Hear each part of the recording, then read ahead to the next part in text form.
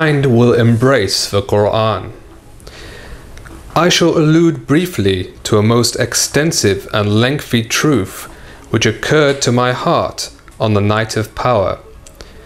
Because of the extreme tyranny and despotism of this last world war and its merciless destruction, and hundreds of innocents being scattered and ruined on account of a single enemy,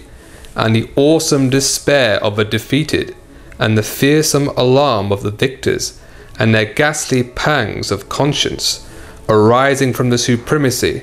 they are unable to maintain, and the destruction they are unable to repair,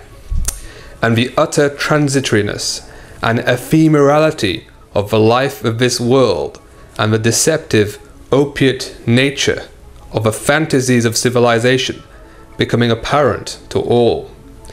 and the exalted abilities lodged in human nature, and the human essence being wounded in a universal and awesome manner, and heedlessness and misguidance and deaf, lifeless nature being smashed by the diamond sword of the Quran, and the exceedingly ugly, exceedingly cruel true face of world politics becoming apparent, which is the widest and most suffocating and deceptive cover for heedlessness and misguidance. Most certainly, and without any shadow of a doubt, since the life of this world, which is the ephemeral beloved of mankind, is thus ugly and transient, man's true nature will search with all its strength for eternal life, which it truly loves and yearns for, just as there are signs of this occurring in the North, the West, and in America. Most certainly, there is also no doubt that since the Quran of miraculous exposition,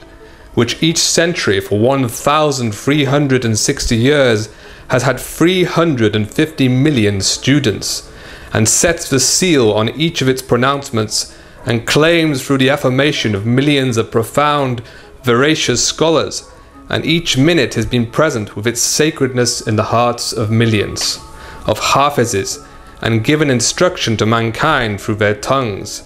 and which in a way unmatched by any other book conveys the good news of eternal life and everlasting happiness to mankind, and heals all their wounds.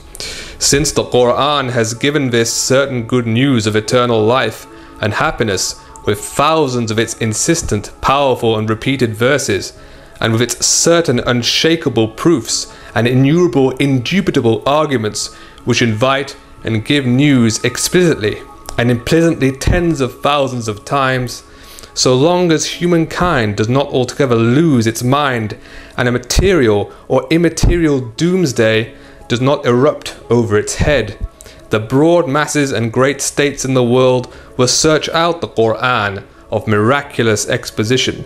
and having grasped its truths, will embrace it with all their lives and spirits, just as there are now famous preachers in Sweden, Norway, Finland and England working to have the Quran accepted,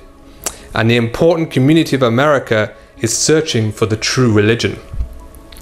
Because in view of this fact, the Quran by no means has nor can have any equal.